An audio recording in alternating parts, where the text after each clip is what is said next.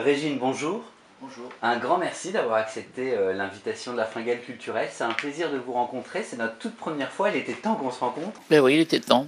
Alors, Je sais pas comment vous avez pu vivre sans moi. Hein. ouais, c'est ça. Si, j'ai vécu beaucoup avec vos chansons et puis pas mal de choses de vous, mais c'est la première fois que je vous vois et je suis même touché. Je suis ravi de vous rencontrer. Et moi aussi.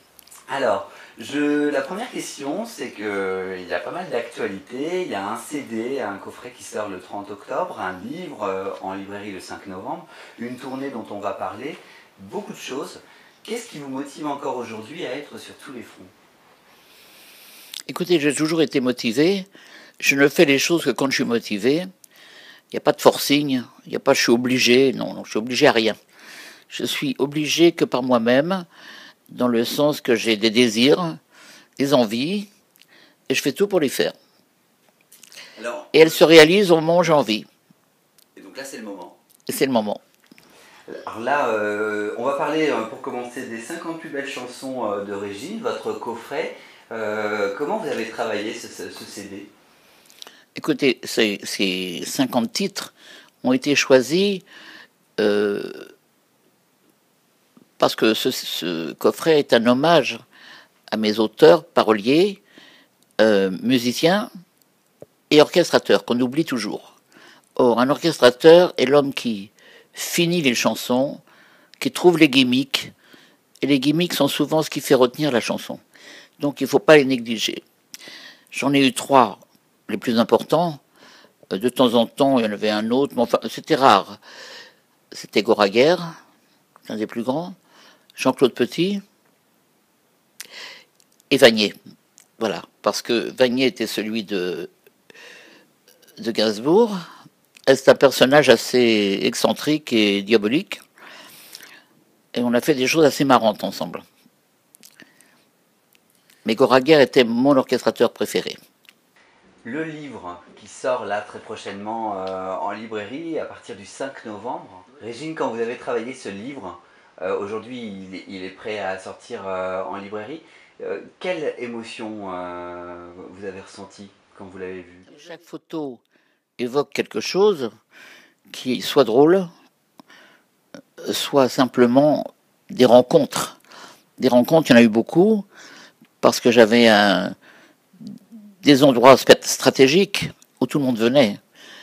Et en fait, je me suis pas donné beaucoup de mal pour aller trouver ces gens. Ils venaient chez moi et toutes les photos ont été faites dans mes endroits, quel que soit le pays.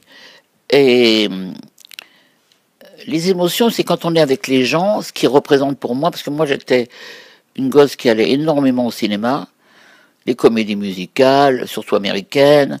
Après la guerre, j'écoutais que les disques américains, les Bing Crosby, Tony Bennett. J'ai connu tous ces gens-là, et ça a été merveilleux. Vous savez, quand vous rencontrez les gens qui ont bercé l'après-guerre, hein, je parle tout de suite de l'après-guerre, j'avais un phonographe, hein, et toute la journée, toute la maison en profitait, et, et je dansais, et je faisais la fête avec moi-même, mais tout en ayant dans l'idée que un jour je deviendrais un personnage connu. Voilà. Alors c'est ce qui vous est arrivé, hein. Et vous êtes fier de ça ou vous vous sentez privilégié? Mais écoutez, moi je crois qu'on est très content quand on fait ce qu'on a rêvé de faire.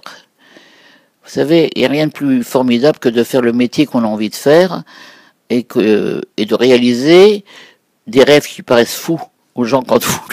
Moi, quand je disais que j'allais avoir des boîtes dans le monde entier, les gens me regardaient en disant on ne veut pas la contrarier. Et, et pourtant, je n'avais pas quitté Paris. Quand je quittais Paris, quand je m'occupais de Deauville, je rentrais dans la nuit même parce que tellement, et je téléphonais au moins 4 fois, en demandant qui y a. Alors on me disait tout le monde. Ils sont incapables, les gens, de vous répondre. Il y a un tel, non, parce que ça se brouille dans leur tête, c'est trop. Alors il y a tout le monde, ça représentait, ça veut dire c'est comme d'habitude, quoi. Régine, j'ai une question qui est en relation avec le coffret hein, qui va sortir le 30 octobre, les 50 plus belles chansons de Régine. C'est votre tournée qui commence à partir du 15 novembre 2015, donc c'est demain. C'est demain. Vous êtes vous, en répétition. Qu'est-ce que vous Je pars en réservez? répétition après-demain, oui, Ouais. pour une répétition qui est une mise en place de tout ce qui va se passer avec les musiciens, avec les textes, que je dis mon entrée, qui est quelque chose que j'ai imaginé, parce que moi je suis incapable de rentrer comme ça et de me faire applaudir pendant un quart d'heure pour rien. J'aime bien faire quelque chose et me faire applaudir pour quelque chose. Et il ne faut pas que les applaudissements durent trop longtemps. C'est vrai que je chante par plaisir. J'ai pas été quelqu'un de très studieux pour ma voix. Et il y a des gens qui me disent oh là là, tu as fait des progrès par rapport à l'année dernière. Je dis non, c'est mon micro qui est mieux, c'est pas moi. Et j'ai surtout la grande chance de ne pas avoir changé de voix. Et à 85 ans, presque 86, c'est quand même une grande chance.